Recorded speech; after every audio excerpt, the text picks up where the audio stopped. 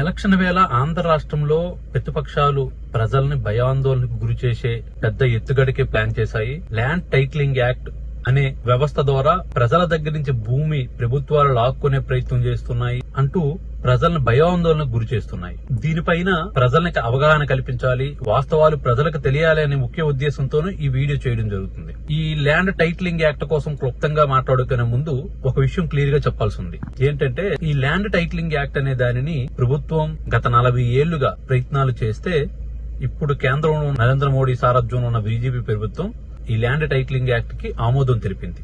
దీనిపైన రాష్ట్రపతి సంతకం పెట్టడం జరిగింది. నీతి ఆయోగ్ అనేది దీన్ని ఆమోదించడం జరిగింది. నీతి ఆయోగ్ సూచనల మేరకే ఈ చట్టం ఆమోదంలోకి వచ్చింది. అయితే ఆంధ్ర రాష్ట్ర ప్రభుత్వం ఈ చట్టాన్ని అమలు చేయాలనుకుంది.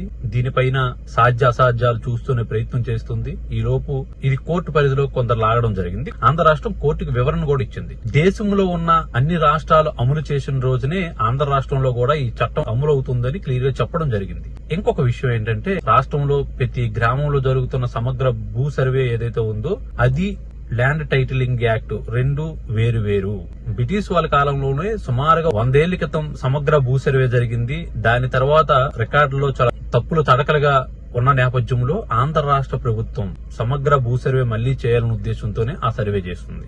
అయితే ఇప్పుడు ల్యాండ్ టైటిలింగ్ యాక్ట్ కోసం మాట్లాడుకోవాలంటే ఒక 4 పాయింట్లు ముఖ్యంగా మాట్లాడుకోవాలి. ప్రతిపక్షాలు ప్రజలకు భయాందోళనకు గురి చేసే మొదటి పాయింట్ ఏంటంటే ఏదైనా వివాదం వచ్చి భూమి వేరే వాళ్ళ పేరెక్కితే ఇందులో కోర్టులకు వెళ్లడానికి ఉండదు. వాళ్ళు 20 రోజుల్లోగా నిరూపించుకోకపోతే భూమి అవతల వాళ్ళది అవుతుందని. అయితే దానికోసం మాట్లాడుకోవాలనుకుంటే ఇప్పుడున్న 6వ చట్టం కోసం మాట్లాడుకుందాం.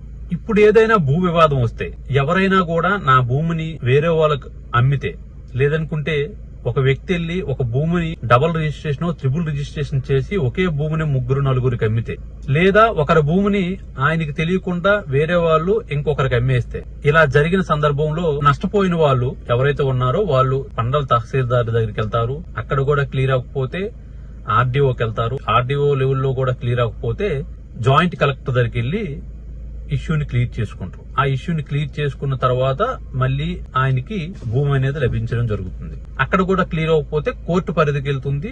కోర్టులో వీళ్ళ దగ్గర ఉన్న పత్రాలు వాళ్ళ దగ్గర ఉన్న పత్రాలు సమర్పించుకోవడం జరుగుతుంది. కానీ ఇక్కడ ల్యాండ్ టైటిలింగ్ యాక్ట్ చట్టం దగ్గరికి వచ్చేసరికి ఏం జరుగుతుందంటే ల్యాండ్ అనేది గుడ్డిగా మీ పేరుని ఎవరి పేరుని ఎక్కించడం జరగదు. ల్యాండ్ అనేది టైటిలింగ్ యాక్ట్ లో సమగ్ర సర్వే జరిపి ఒక భూమిని ఎక్కించడం కోసం ఆ గ్రామ పెద్దల్ని, ఆ గ్రామ అధికారుల్ని, ఆ పక్కనున్న భూమి తాలూకా ఓనర్లని భూ పంచనామా జరిపి భూమి రికార్డులోకి ఎక్కించడం జరుగుతుంది.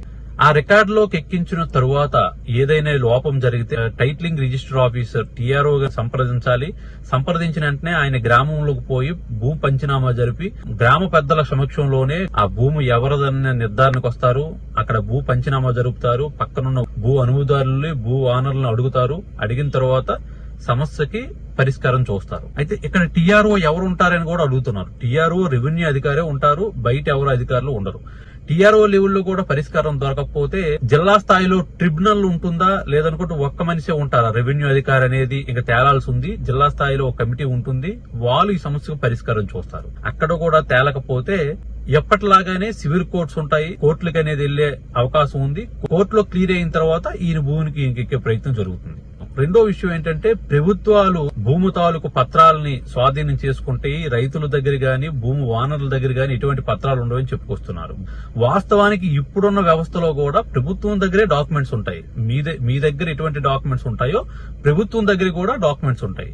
ప్రభుత్వం దగ్గర కూడా ల్యాండ్ అడంగల్ ఉంటుంది, ఎఫ్సీఓ ఉంటుంది, ఎస్ఎఫ్ఏ ఉంటుంది, ఎండిఆర్ కాపీ ఉంటుంది. ఇంకా పైకి వెళ్తే గిల్మ్యాన్ రికార్డ్స్ కూడా ప్రభుత్వం దగ్గరే ఉంటాయి. మండల స్థాయిలో ఉంటాయి, ఆర్డీఓ స్థాయిలో ఉంటాయి, కలెక్టర్ ఆఫీసులో ఉంటాయి, సిసిఎల్ లో కూడా భూమి తాలూకు పత్రాలు ఉంటాయి. వాళ్ళ దగ్గర ఉండబట్టే మీరు ఒక సమస్య అనుకోని వెళ్ళగానే ఆ పత్రాలు